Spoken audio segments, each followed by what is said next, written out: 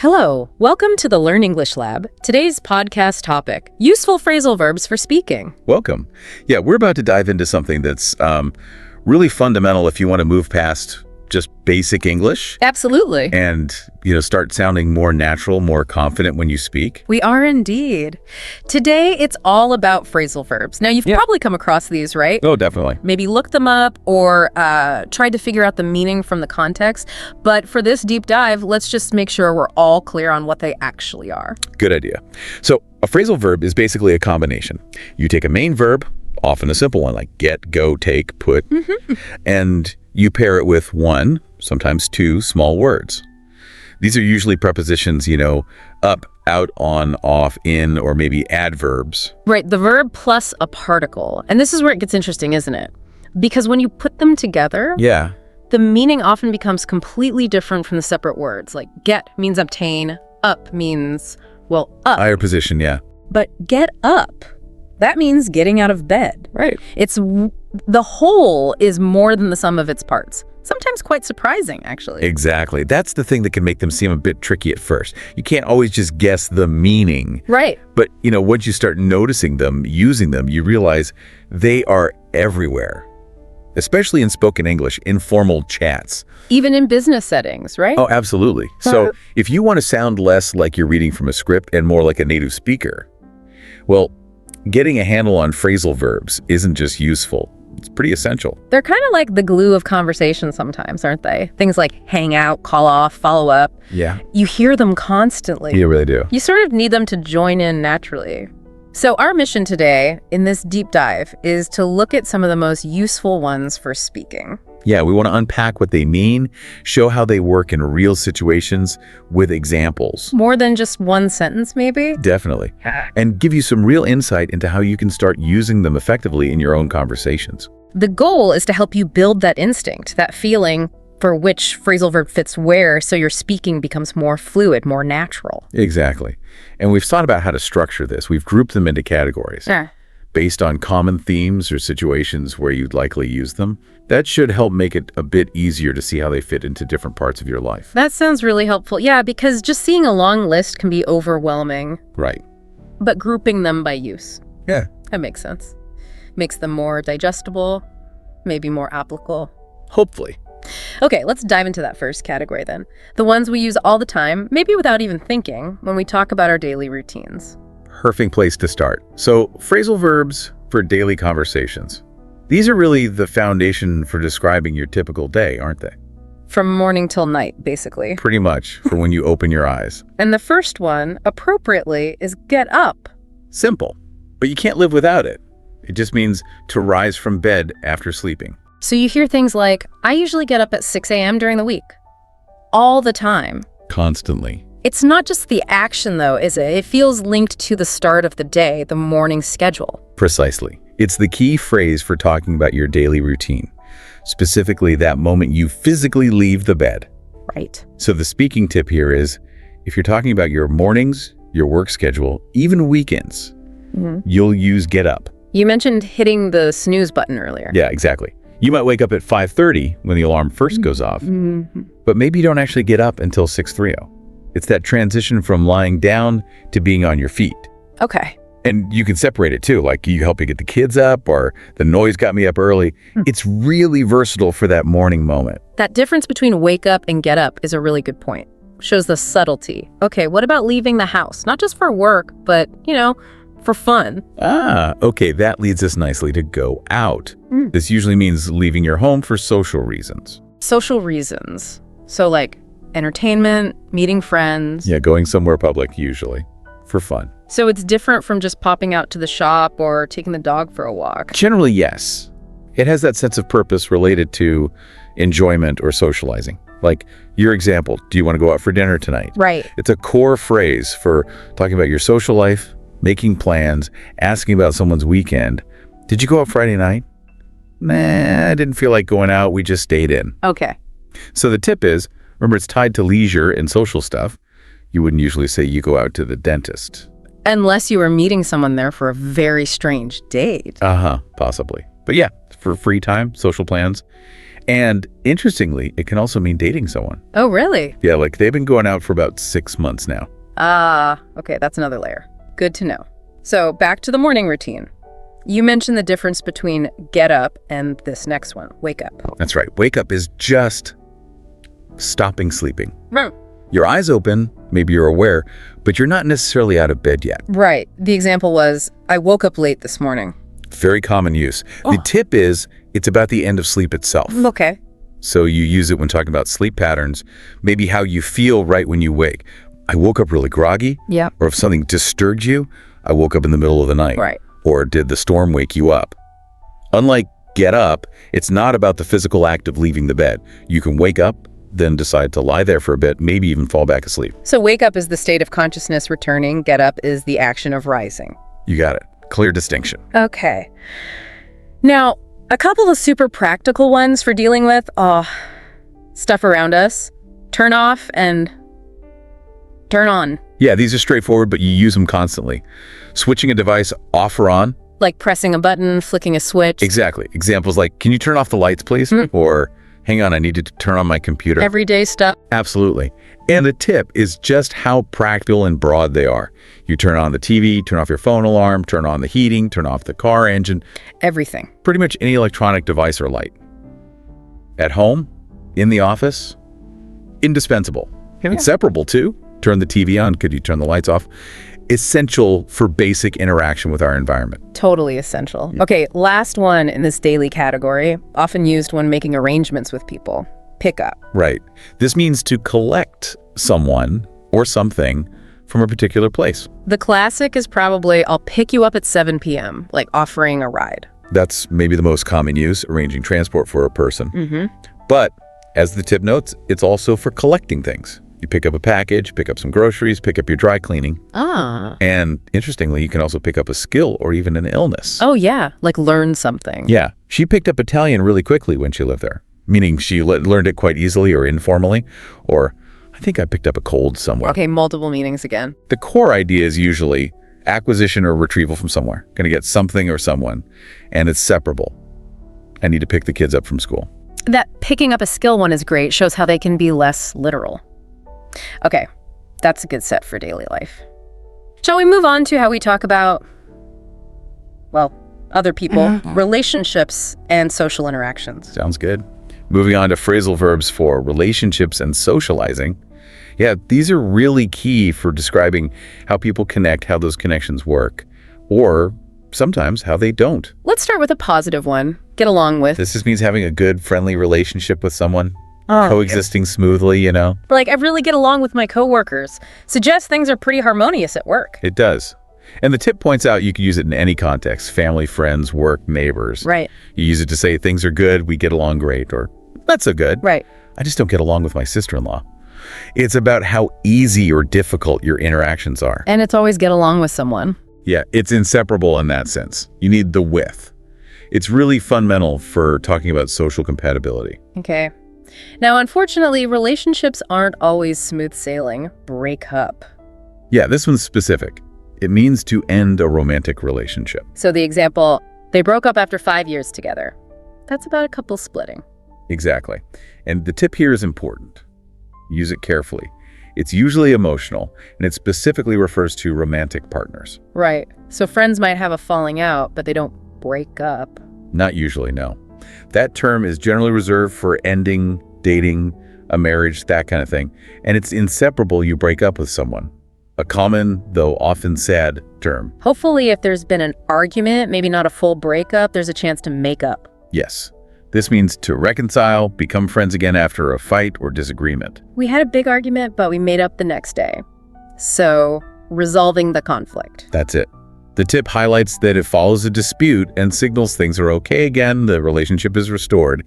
They bicker sometimes, but they always make up. So it's about fixing things. Right. And it's inseparable when talking about reconciling you make up with someone. Just be aware, makeup has other meanings too.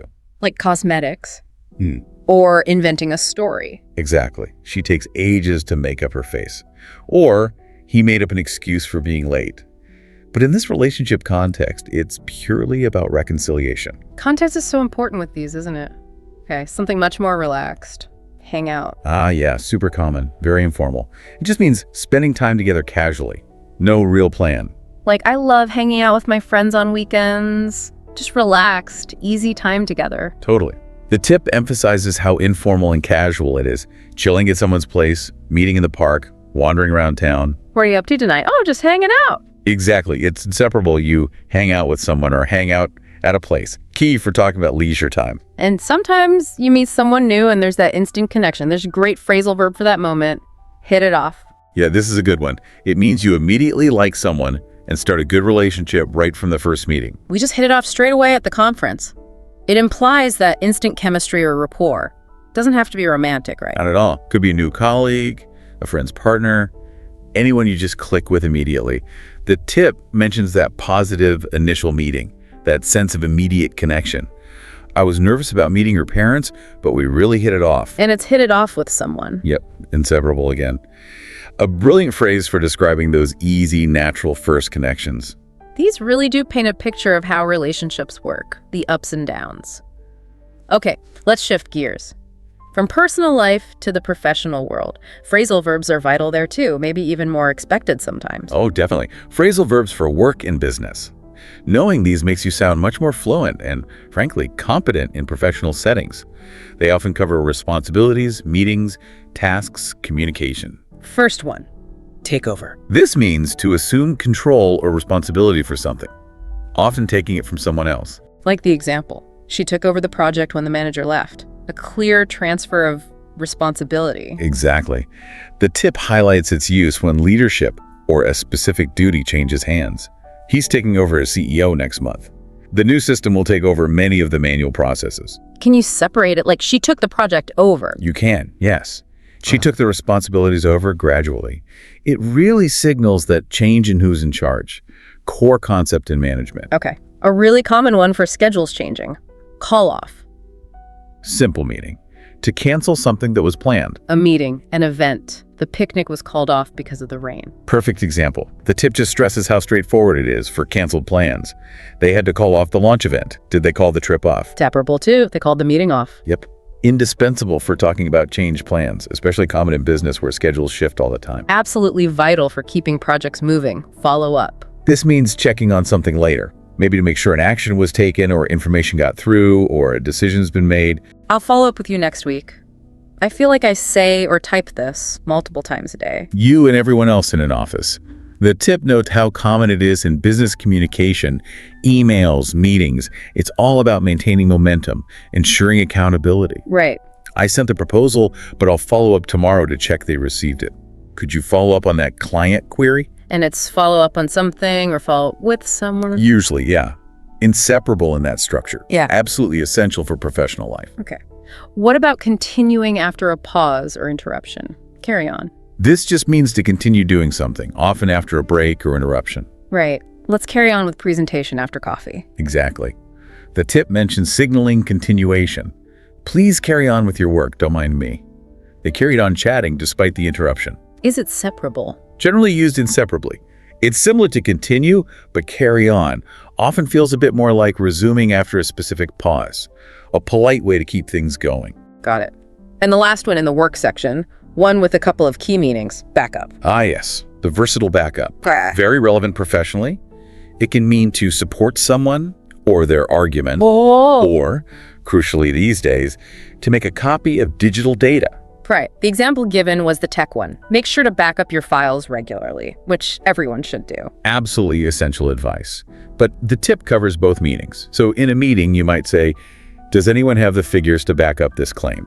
Meaning provide support or evidence. Okay. Or you might thank someone, thanks for backing me up in that difficult meeting, meaning they supported you verbally. And the tech meaning is separable. Back your files up. Yes. Back up your work or back your work up. The support meaning is often inseparable. She backed me up. So yeah, context tells you if it's about data safety or having someone support. Fascinating how context shifts it completely. Okay, we've done work. Let's turn to something deeply human. How we express feelings and react to things. Yes, phrasal verbs for emotions and reactions. These give us really vivid ways to talk about emotional states and responses. Adds a lot of color. Starting with a nice one, something you say to someone feeling blue. Cheer up. This means to become happier. or to try and make someone else feel happier if they're sad or discouraged. The classic is, oh, cheer up, it's not the end of the world. That phrase perfectly captures it. The tip highlights that encouraging, supportive tone. It's what you say to lift someone's spirits. Can you use it for yourself? Yeah, absolutely. I felt a bit down, so I bought myself some flowers to cheer myself up. Or it can be separable. His jokes really cheered me up. It's about actively trying to improve a mood. Okay. Now for the opposite end of the scale, maybe. Freak out. Ah, yeah. Very informal. It means reacting really strongly to something, losing control, often with fear, panic, or sometimes anger. She totally freaked out when she saw the spider. Suggests a big, maybe over-the-top reaction. Often, yeah. The tip describes its informal, often dramatic use for intense, sudden reactions. I freaked out when I thought I'd lost my keys. Okay, don't freak out, but... It implies losing your cool. Exactly. Losing composure due to stress, shock, fear. And it's separable. That loud bang really freaked me out. A strong word for sudden emotional distress. And what you often tell someone who is freaking out is, calm down. Precisely. This means become less angry, less excited, less agitated. To relax after being upset. Just take a deep breath and try to calm down. Standard advice in tense situations. It is. The tip explains it's used to reduce that emotional intensity. He was furious, but his friend helped him calm down. The kids were hyper. The teacher told them to calm down. Is it separable? Usually inseparable when telling someone calm down or talking about yourself, I need to calm down. You can use it transitively, separately, like I managed to calm him down, but the simple calm down is more common, the go-to phrase for regaining composure. Okay.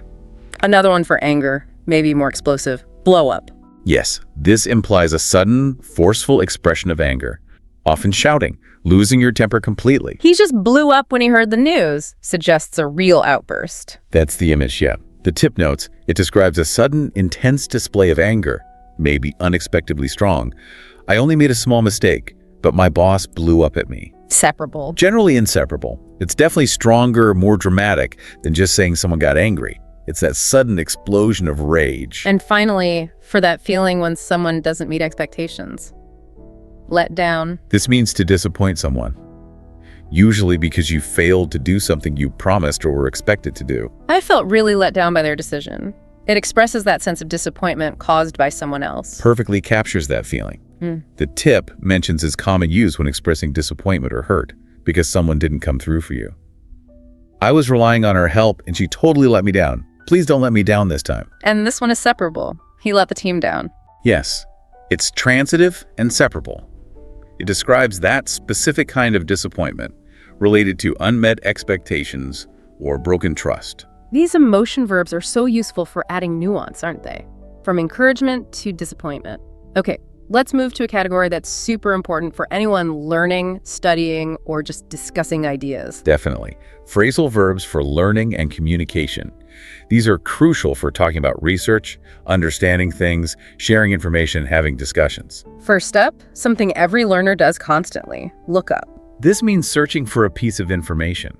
Traditionally, in a dictionary or encyclopedia, now usually online. I didn't know the word, so I looked it up. The classic use. Still totally relevant, though maybe now I looked it up on my phone. The tip explains its main use is finding specific information you need. And separable. Can you look his number up for me? Yep, I need to look that fact up. Yep. It's the basic action of seeking information. Essential for problem solving. Figure out. This means to understand something or find the solution to a problem, usually after some thought or effort. I just can't figure out how this works. It implies that mental struggle to understand. It does. The tip talks about using it for that process of problem solving or finally grasping something confusing. I finally figured out what I was doing wrong. Can you figure out why the printer isn't working? Separable too. I can't figure this out. Yes. It conveys that sense of mental effort leading to understanding or a solution. Really common. Okay. Introducing a topic into a conversation. Bring up. This means to start talking about a particular subject or issue. To introduce it for discussion. She brought up a really interesting point about the budget. Perfect example for a meeting context. The tip notes its use for introducing a subject. I hate to bring this up, but we need to discuss the deadline. Why did you bring that up? Separable. He brought the issue up. Yes. It's how you initiate discussion on a specific topic you want people to consider. Highlighting specific things. Point out. This means to draw attention to something specific. A fact, an error, a detail you want someone to notice. The editor pointed out several typos in my draft. A very common use. The tip describes it for clarification or emphasis. Let me point out the safety features. He pointed out that we hadn't considered the environmental impact. Also separable. Could you point the mistake out to me? Yes. It's used when you want to direct someone's attention to a specific bit of information. And when something is really unclear and needs explaining very simply, spell out. This means to explain something very clearly, very simply, often step by step, leaving no room for misunderstanding. Sorry, I'm still lost. Can you spell it out for me? It's asking for that really basic explanation. It is. The tip explains it's used when the initial explanation wasn't clear enough. The contract was complex, so the lawyer had to spell out the implications. I wish they'd just spell out exactly what they want. And separable. You need to spell it out for them. Yes. It implies breaking something down into its simplest parts so it's impossible not to understand. These are invaluable for communication. Okay, let's shift again. How about phrasal verbs for when we're on the move, travel, and getting around? Good one. Phrasal verbs for travel and transportation. These cover everything from starting a journey to arriving and the logistics involved. Starting the trip itself. Set off. This just means to begin a journey or a trip. We set off really early to try and beat the traffic. Sounds like the very start of a journey. It is. The tip mentions it's suitable for describing the start of any kind of travel car, train, hiking. They set off on their backpacking trip last week. What time do you plan to set off tomorrow morning? Inseparable. Generally, yeah. It marks that moment of departure. Okay. Essential for airports and hotels. Check in. This means registering your arrival at a hotel desk or an airport counter before your flight. We use it all the time, don't we? We need to check in online before we go to the airport. Or what's the earliest we can check in to the hotel? Exactly. The tip emphasizes its common use in those specific travel contexts for the formal registration process. Have you checked in yet? You can check in from 2 p.m. Separable for luggage. You need to check your bags in over there. Yes, precisely. A standard part of travel. For planes specifically, the exciting bit, take off. This is when the aircraft leaves the ground and starts flying. Hooray, the plane took off on time. The ideal scenario. Hopefully. The tip labels it as essential for any conversation about air travel. Our flight is due to take off in an hour. Takeoff was delayed due to fog. Inseparable. Generally, yes. It's the specific term for a plane becoming airborne. Okay. Arriving, maybe by train or bus, get in. This means to arrive at your destination. Often used for trains, buses, maybe planes or cars too. What time does your train get in? Asking about the arrival time. Perfect question using it. The tip explains its general use for arrivals. My flight got in late. What time did you get in last night? Meaning arrive home. Usually inseparable. Yes. It's a very common, natural alternative to arrive in everyday chat about travel times. And finally, giving someone a ride somewhere. Drop off. This means taking someone or something to a place and leaving them there. The opposite of pickup. Don't worry about a taxi, I'll drop you off at the station. A kind of. It is. The tip highlights its usefulness in transport chat. Could you drop this parcel off at the post office on your way? My husband drops the kids off at school. And separable. I can drop you off right outside. Yep. It's all about delivering someone or something to their destination. Great. That covers getting around. Our final category then brings us right back home, or maybe out to eat.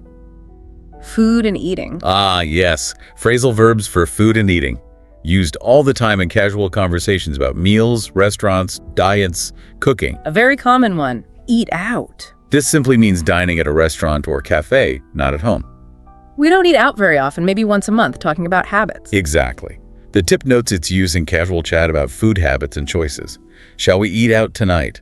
We ate out a lot when we were on holiday. Inseparable. Yes. It specifically refers to having a meal at a commercial establishment. Okay. What about when you're trying to be healthier? Cut down on. This means reducing how much or how often you consume something. Often for health reasons, but not always. I'm really trying to cut down on caffeine. A common struggle. Definitely relatable. The tip mentions its relevance for a health, diet, or just reducing something specific. He needs to cut down on fatty foods. Right. We're trying to cut down on our spending. So it's always cut down on something. Yes, inseparable structure. It implies a conscious effort to reduce. When you make food really quickly, whip up. This suggests preparing a meal or a dish quickly, often easily, maybe improvising. I didn't have much time, so I just whipped up an omelet. Sounds fast and simple. It does. The tip explains it conveys that ease and speed. Wow, you whip this up in no time. It's often used for simple, spontaneous meals. And it's separable. Can you whip something up for lunch? Okay. A much more informal one, maybe for after a big celebration. Pig out. Yes, definitely informal, slangy even. It means eating a huge amount of food, often unrestrainedly. We totally pigged out at the party last night. Suggests overindulgence. Absolutely. The tip identifies it as informal and humorous, describing excessive eating, especially of rich or tempting food. I always pig out on chocolate at Easter. Inseparable. Yes. Definitely for casual chat, not a formal dinner description. Yeah. But very common. And finally, finishing everything, maybe with enthusiasm. Polish off. This means finishing all of a particular food or drink, usually quite quickly and completely, leaving nothing behind. Wow, he polished off that whole plate of pasta. Implies impressive consumption. It does. The tip describes it as a slightly informal, perhaps exaggerated way to say everything was eaten. It often suggests enjoyment or determination. Let's polish off this bottle of wine. Who polished off the biscuits? Separable. He polished the cake off. Yes. It means complete consumption, often with a sense of satisfaction or thoroughness. Wow, okay. We've covered a lot of ground there, from getting up to polishing off dinner, seeing them grouped like that, daily life, relationships, work, emotions, learning, travel, food. It really does show how integrated they are into just normal English conversation. It really does, doesn't it? They're not just, extra vocabulary. They're fundamental tools for expressing things precisely, conveying the right tone, and just sounding natural. Honestly, getting comfortable with phrasal verbs is probably one of the biggest steps towards real fluency and confidence in speaking. Yeah, they really feel like a key. You can know all the individual words, but if you miss the meaning of breakup or follow-up, you miss a huge chunk of the meaning, yeah. Or you sound quite formal or stilted trying to express the same idea differently. So understanding them is one thing, but using them is the goal. Absolutely. The real magic happens when you start actively using them. Trying to weave just one or two new ones into your conversations. That's how they become second nature. And as we saw, they work across so many different situations, telling a simple story about your morning, talking about work stress, sharing feelings, discussing travel plans, ordering food. They're everywhere. Indispensable, really. So maybe a final thought for everyone listening.